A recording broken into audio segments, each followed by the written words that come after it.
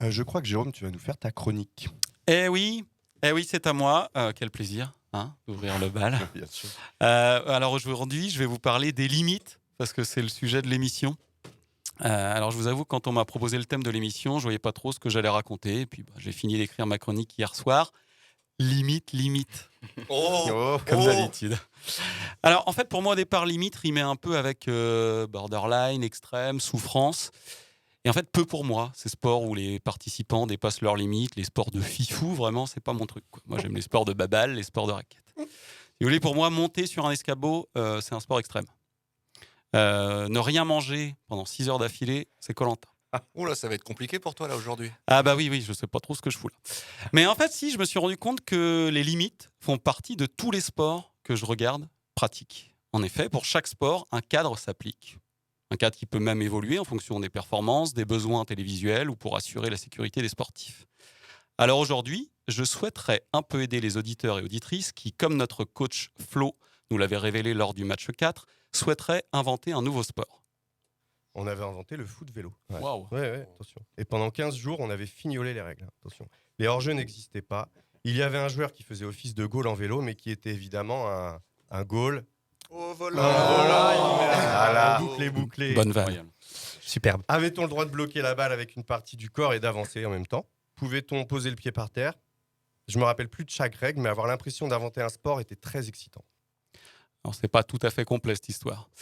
Donc, je vais vous aider un peu si vous voulez créer un sport. Alors déjà, premier point, il faudra déterminer comment se termine le match. Quelle est la limite du match?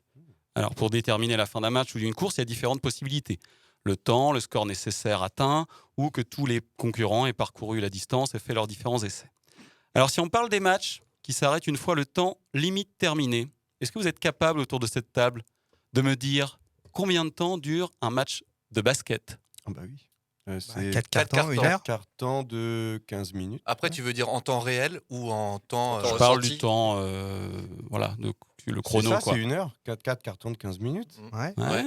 Un match de hand, Bah pareil.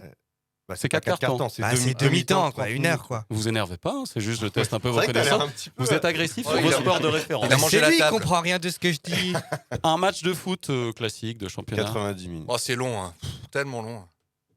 Des fois, ça dure C'est- 120 minutes. C'est de la provocation. Des bonjour. fois, ça dure 120 minutes. Des fois, on reste 3 heures dans le stade. Un match de rugby, 80. un match de hockey sur gazon. Oh la Oh, vache. 2 fois 40. 70. C'était Seconde. 60. Un match de water polo. Ah, ça doit 60. pas être beaucoup. Ah ouais, parce que ça, c'est Ah, fatigant. ça Ouais. doit être Hyper 40 dur. minutes. 2 demi-temps de 20 minutes. Et là, c'est 32, 4 x 8. 32. 4 Eh ben, fois toi, 8. on se moque de moi pour mes 70, mais 32, c'est un peu. Oui. Ah, Un match de volley. Ah bah, il n'y a pas c'est de temps. Oui, ça Ils sont dépend. pas C'est comme le tombés. 3 tennis. 7 gagnants. Ils sont pas tombés dans le panneau. Eh bien oui, parce qu'on ne peut pas savoir, parce que le volley se termine quand un score est atteint, comme les sports de raquettes. Alors en tennis, par exemple, les matchs d'un tournoi du Grand Chelem se disputent en 5-7 gagnants. Est-ce que vous connaissez le match le plus long en Ah, tennis? c'est un Mahut. Mahut, t'as le C'est à premier joueur. Wimbledon. Oui. Oui, machin. En Mahut Angleterre. et Isner, non? Mahut Isner en Ouais. 2010 à Wimbledon, 11 heures Joli. et 5 minutes de jeu.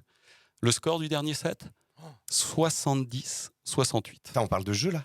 Ouais. Oh la vache. Alors pourquoi ce record n'a aucune chance d'être battu? Parce que c'est plus comme ça. Ah, Ah comment oui, ça se passe y a maintenant? plus le- C'est un tie-break. C'est ça? Un super Un tie-break. super tie-break, c'est ça. Ouais, en 10 points à 6-6 dans le 5e set. Donc, à moins qu'il rechange les règles, le record a très peu de chances d'être battu. D'ailleurs, ce super tie-break a remplacé le 3e set chez les amateurs dans un grand nombre de compétitions. Donc déjà, si vous inventez votre sport, il va falloir choisir entre une fin de match au score ou alors une fin de match au temps. Est-ce qu'on aime faire un bloc bas, bloc au milieu, bloc haut, possession du ballon haute, joueur écarté, joueur qui rentre, qui écarte. Enfin bref, je suis parti un peu trop loin déjà là, mais...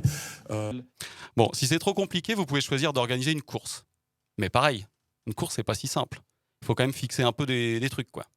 Par exemple, au Tour de France, est-ce que vous savez combien de temps a le dernier pour arriver après le premier? Ah, bah, Bah, c'est ça des dépend calculs. des étapes. Ouais, c'est des Et ça calculs. dépend des étapes. C'est un calcul. Ah Ça, oui, je le savais en plus, le calcul. Le groupe Eto, tout dépend. Tout dépend. De En la fonction difficulté du de pro- ça l'étape dépend et de des quoi coefficients d'école et de C'est tout du ça. temps qu'ils ont mis pour faire l'étape. Voilà. Le premier a mis tant de temps et c'est... Je sais plus. C'est un pourcentage en fait du temps du vainqueur en fonction effectivement, comme l'a dit Jérém, de la difficulté de l'étape. Ça peut être de 4 à 20% du temps mis par le vainqueur à ses concurrents pour terminer l'étape. Exemple, si Thibaut Pinot gagne l'étape en 2 heures, Ça n'arrive pas. Ça n'arrivera plus. on déconne là. Alors que les commissaires ont déterminé qu'ils attribuaient un délai de 10% aux autres coureurs, ils devront tous finir l'étape en 2 heures et 12 minutes. Les 12 minutes correspondant aux 10% du temps qu'a mis Pinot. Comment quoi? J'ai rien compris. Oui, c'est pas grave. Bon, alors ensuite, il faut déterminer les limites du terrain pour le nombre de joueurs Bien sûr. ou déterminer la limite du nombre de joueurs par rapport au terrain. Donc bien sûr, il y a des sports pour lesquels les dimensions varient énormément. Par exemple, le foot, j'ai appris ça peut aller du simple au double. C'est important les limites. Hein. À nous. Elle est à nous la touche là. C'est lui qui la touche en dernier. Tout ça évidemment à 45 mètres des buts adverses. Alors sinon, juste, je me permets de faire passer un message aux architectes qui nous écoutent, et je sais qu'ils sont nombreux. Si un jour on vous confie la construction d'un gymnase au sein duquel on imagine que certaines personnes s'adonneront à la pratique du tennis, comment vous expliquer ? Le terrain tracé avec juste 1 mètre autour, ça ne suffit pas. Le terrain, c'est l'endroit où la balle doit rebondir. Le joueur, il a besoin de recul. À votre avis, combien de recul a besoin le joueur de tennis ? 7 mètres. À plus. Je dirais 10, 5. Un bon 10 mètres, moi, je pense. Alors, c'est 5,50 minimum, Allez. même si j'ai fait des matchs où il n'y avait pas du tout ça.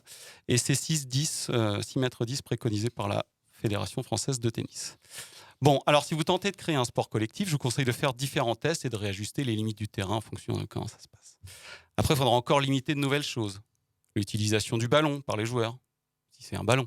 Parce que ça, c'est pas non plus obligé. Il peut être rond, il peut être ovale, ça peut être une balle, un volant, un frisbee, une branche, une chèvre, un artichaut, ou rien peut-être. Limiter son utilisation à la main, aux pieds, aux cuisses, au dos, aux gencives. Est-ce que vous commencez à entrevoir l'idée d'un sport où on marque des points en se servant de ses gencives pour envoyer un artichaut dans un coin ? Il faut aussi délimiter la zone où on peut marquer un point, un but, un panier. Bien. Ensuite, il faudra aussi poser peut-être d'autres limites pour éviter des dérives. Au basket, on ne peut pas aller dans la raquette plus de 3 secondes pour éviter qu'un joueur ne campe devant le panier. Au foot, c'est la règle du hors-jeu qui empêche le camping. Alors, je vous propose un petit exercice radiophonique. Qui se sent capable d'expliquer la règle du hors-jeu ? Bon, c'est facile. Alors, vas-y, Flo. Dis, Flo. C'est le dernier passeur. Je sais pas. Et voilà. Non, ce au qui est moment où important- quelqu'un fait une passe en attaque, Oui. Au départ au du ballon. départ du ballon, de son pied, il ne faut pas que celui à qui il fait la passe soit entre le dernier défenseur et le gardien. Et tu peux expliquer celle du rugby maintenant? Le hors-jeu rugby? Le hors-jeu rugby il est hyper complexe. Alors, t'es pas tout à fait dans le vrai. En fait, il faut qu'il y ait 2 défenseurs Oui, c'est vrai. entre lui Oui. et... C'est-à-dire que si le gardien est sorti de sa zone, Oui. il faudra qu'il y ait 2 défenseurs D'ailleurs, il y a entre des lui. situations cheloues des fois avec cette. Il y a eu Ouais. 2-3 éléments. Mais pas mal, hein, je trouve que c'était... Est-ce que Ouais, je peux c'était avoir une assez précision clair. parce que je suis pas sûr de tout comprendre quand il y a des histoires de parties communes, c'est-à-dire que le joueur n'est pas complètement devant ou complètement derrière, mais il y a des parties du corps qui sont sur la même ligne. Oui. Et parfois il y a hors-jeu, parfois il y a pas hors-jeu. les Moi je épaules, maîtrise non pas Les hyper épaules, bien. ouais. C'est Il me les semble- épaules, je crois. Ok. Il me semble que c'est les épaules. Non, apparemment, on me fait signe que non en régie. On me fait signe que non. Bien, on se renseignera, on fera une spéciale Bien sûr. en jeu. Alors, il y a des ambitions dans certains sports, c'est aussi pour limiter les risques pour la santé. Le rugby est en train de changer. En 2006, un plaquage a été interdit. Est-ce que vous savez de quel plaquage il s'agit ? De cathédrale. Oui, exactement, qui consiste Cathédrale. à saisir son adversaire Drôle et de lui, nom. lui planter la tête dans, Voilà. dans la pelouse, finalement. Ah bah oui. Il y a la cuillère, un geste qui consiste à enlever le pied d'appui d'un adversaire qui court avec la main pour qu'il se pète bien la gueule. Autorisé ou interdite ? Au rugby Ouais. Ah non, c'est Interdit. autorisé. C'est autorisé. ça. Ah, j'ai entendu les 2. Ah non, c'est interdit. autorisé. C'est validé ça. Bien sûr, c'est autorisé. Autorisé chez les pros, mais interdit chez les jeunes et les amateurs. Au foot, Vraiment des bourrins. en Angleterre, les têtes ne sont plus autorisées chez les jeunes de moins de... C'est vrai. 12 ans, je crois, non Exactement, 12 ans. Mesure pour limiter les risques de problèmes neurodégénératifs chez les footballeurs. Après ça, moi, je vois pas trop où est le problème, parce que moi, j'ai commencé le foot très jeune, j'avais plutôt un bon jeu de tête et j'ai jamais constaté... On l'a perdu. Wow, j'ai jamais constaté de dégâts problème, particuliers. Ouais. Bref, limiter, créer un sport, c'est limiter. Après, dans un second temps, si vous avez du succès, il faudra peut-être limiter l'usage de certaines substances, limiter l'usage de certains équipements, du nombre de participants, pour préserver la sécurité, le spectacle, la compétitivité, l'équité, l'éthique. Bon, après, sinon, vous pouvez aussi décider de faire n'importe quoi. Soit on recalcule les points, soit on compte, soit on divise par 6, Soit on jette les bouts de bois de 15 pouces, ça c'est quand on joue avec les bouts de bois. Soit on se couche, soit on joue sans atout. Et après, il y a les appels. +1, +2, attrape-oiseau, rigodon ou chante Sclooby. Voilà. C'était ma chronique et je crois qu'il aurait fallu que je limite ma chronique. J'ai mis trop de temps. Merci Jérôme.